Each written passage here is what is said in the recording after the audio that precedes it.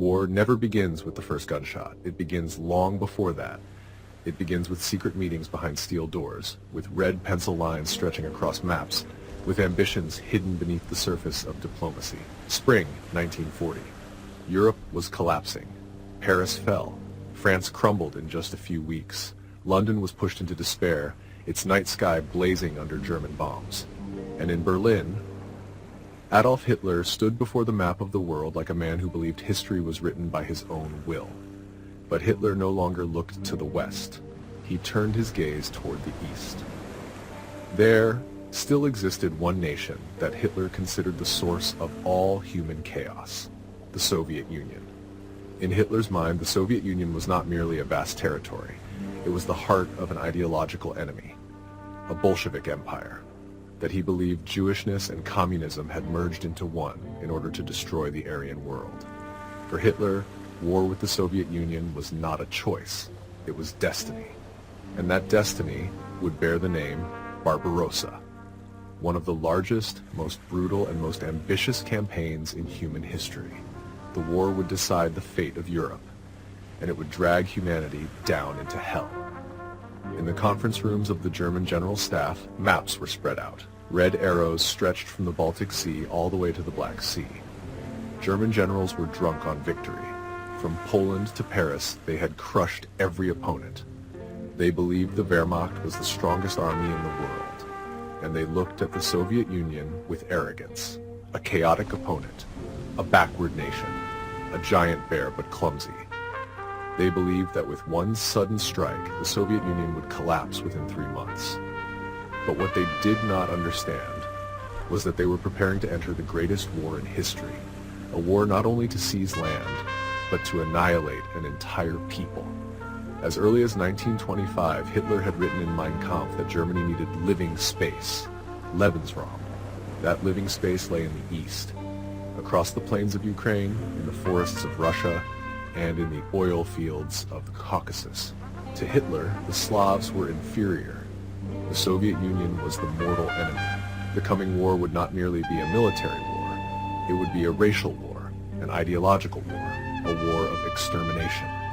Throughout 1940, the Nazi propaganda machine began indoctrinating the army. Anti-Bolshevik lectures, anti-Jewish leaflets, films comparing the Soviet Union to the barbaric empire of Genghis Khan.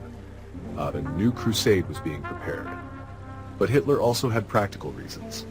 Germany began running short of raw materials, short of food, short of oil, and Hitler looked toward Ukraine, the breadbasket of Europe, toward the Caucasus, the vast reservoir of oil. If the Soviet Union could be conquered, Germany would never lack resources again.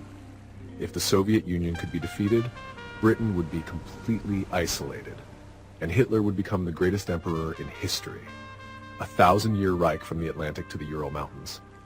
But before plunging the knife, Hitler had to lull the prey to sleep.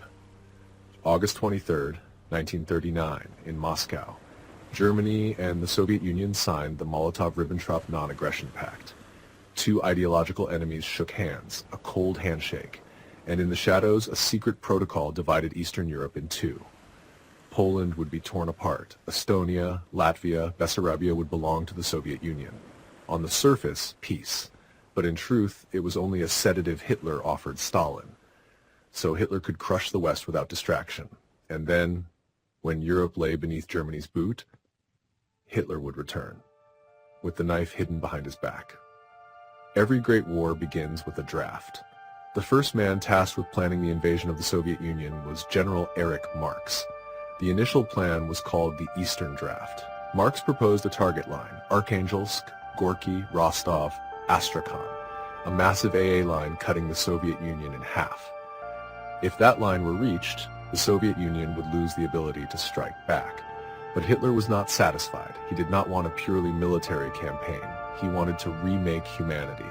Hitler demanded, seize Ukraine, seize the Caucasus, erase Leningrad. Moscow was only the final objective. December 18, 1940.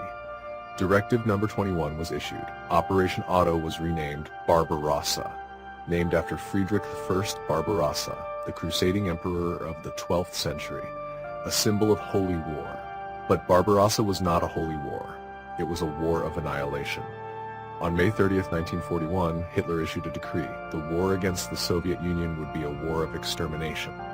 Communist leaders, intellectuals, the Slavic elite were to be wiped out. No prisoners, no humanity, only blood. Operation Barbarossa was originally planned to begin on June 15, 1941, but it was delayed because of the Balkan campaign. In the end, the date of attack was set, June 22, 1941. The German army would be divided into three massive army groups. Army Group North toward Leningrad, Army Group Center, the main spearhead toward Moscow, Army Group South, seizing Ukraine and advancing toward the Caucasus. More than 150 divisions, over 3 million soldiers, thousands of tanks, an unprecedented storm of steel. Meanwhile, the Soviet Union was asleep. Along the western border of the Soviet Union once stood a colossal defensive system, the Stalin Line. But after occupying eastern Poland in 1939, Stalin ordered the guns removed and equipment moved to the new border. The fortresses were abandoned, a hollow wall. The Soviet Union began building a new defensive line called the Molotov Line. But by June 1941, many bunkers still had no steel doors. Guns were not installed, anti-tank ditches were not dug. A system worth millions of tons of concrete, but only an empty shell without a soul. The Soviet General Staff developed the defensive plan Kovo 41. Dozens of divisions were moved westward, but Stalin still believed Hitler would not dare attack while Britain remained unconquered. Meanwhile, Soviet intelligence kept sending warnings. Richard Sorge in Tokyo reported, the war would begin on June 22nd. A military attaché in Berlin reported, Germany was about to strike, but Stalin doubted. He believed it was false information meant to provoke the Soviet Union into acting first. Even Admiral Kuznetsov thought it was merely a diversion. While Stalin hesitated, Hitler prepared the final act. May 3, 1941, Hitler issued deception orders, spreading rumors of a German invasion of Britain. Two fake plans, Shark and Dingba. Goebbels continuously proclaimed, German troops massing on the Soviet border were only a feint.